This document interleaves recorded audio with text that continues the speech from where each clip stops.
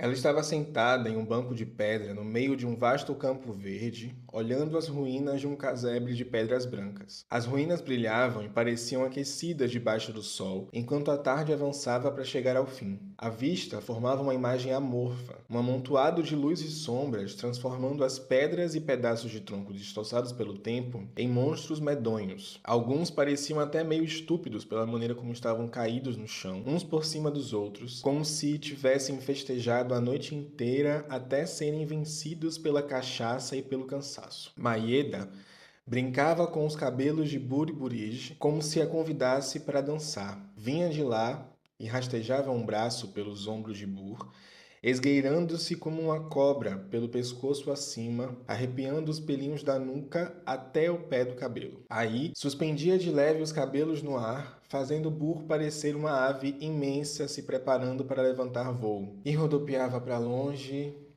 e voltava para perto de novo, tão perto, a ponto de quase serem ambos o mesmo ser, beijando os pés de Burr, as pontinhas dos dedos, as maçãs do rosto, as orelhas. Burr fechava os olhos e Maeda docemente vinha e beijava-os também, e soprava esse, aquele e todos os mistérios do mundo para dentro de suas orelhinhas pontudas. Burr sabia que nunca estaria sozinha enquanto o vento continuasse a correr pelo mundo inteiro. Ela nunca estaria sozinha enquanto tivesse um corpo, nem mesmo depois que sua alma corresse pelo leito do rio abaixo. Pois Maeda, a deusa dos bons ventos, contava-lhe histórias sobre mundos antigos e histórias sobre mundos vindouros, assim como lhe acompanhava a todo instante, estivesse ela com os olhos debaixo do sol ou fechados diante de estrelas, nesse mundo ou naquele outro. Maeda estava sempre com ela, fosse virada para fora, fosse virada para dentro. E também quando ela era Burburige,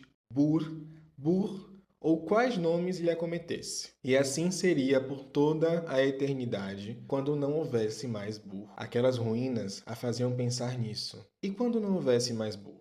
Foi o bastante para que visse a si mesma caída entre o amontoado de monstros de madeira e pedra. Uma pontada forte em seu peito a deixou vacilante. Bur apurou a vista, tentando enxergar melhor. Havia uma grande distância entre as ruínas e o banco onde ela estava sentada, e do ângulo que avistava podia ter se confundido. A estrutura que estava contra a luz do sol lançava sombras sobre os destroços do casebre, e isso também podia ter ajudado a criar formas que não existiam. Tudo aquilo podia ser ilusório. Tudo.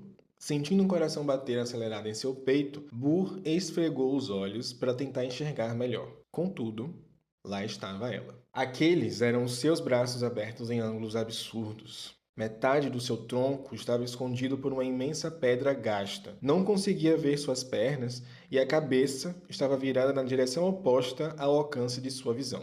Uma dor fina no peito do pé esquerdo desviou sua atenção daquela cena apavorante. Ao olhar para baixo, viu que um grupo de insetos ferozes havia escalado um de seus pés na surdina e se camuflado entre os tufos da densa camada de pelos vermelhos. Burr abaixou-se para conseguir encontrá-los direito, pois era difícil distinguir quais eram os insetos invasores e quais eram os insetos que já moravam nela. Futucou entre os pelos até tirar um a um. Não conhecia aquela espécie, embora tivesse um vasto conhecimento em insetos.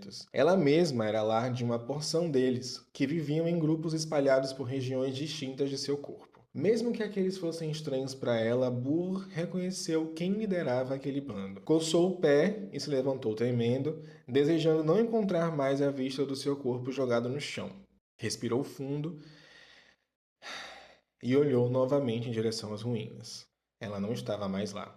O sol parecia ter parado de atravessar o horizonte, ou assim lhe pareceu naquele instante. Burr sentia-se zonza enquanto seu corpo relaxava e sentou novamente no banco. Olhou na direção do mar, ao perceber que havia mais o que ver no lugar onde estava. Onde estava? Perguntou a si mesma, então dentro de sua cabeça. Que lugar é esse? Repetiu em voz alta, observando contudo que por muito pouco não pôde escutar a própria voz. Maeda subitamente se agitou ao redor de Burr, arrastando a grama, fazendo todos os pelos do seu corpo sacudirem com força para todos os lados. Mas as nuvens, Burr reparou, não se moviam.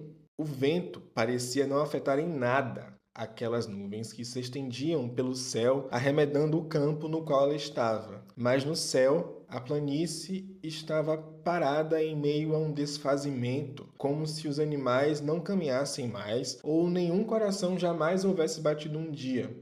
Ao piscar, Burr viu que o céu a olhava.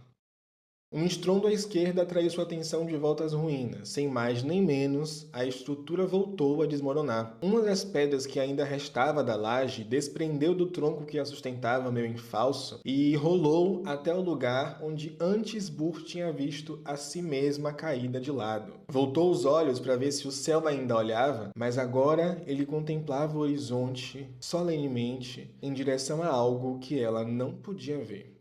Burr sentiu uma pressão diferente no mesmo lugar onde havia sido mordida pelos insetos ferozes e, ao baixar para descobrir a origem, viu que eles tinham voltado, dessa vez em maior número. Ao começar a catar um de cada vez para levá-los de volta à grama, uma sombra tão grande que foi capaz de anoitecer o dia lançou-se sobre Burr. Um dos monstros que ela havia visto entre as ruínas estava agora perigosamente muito perto.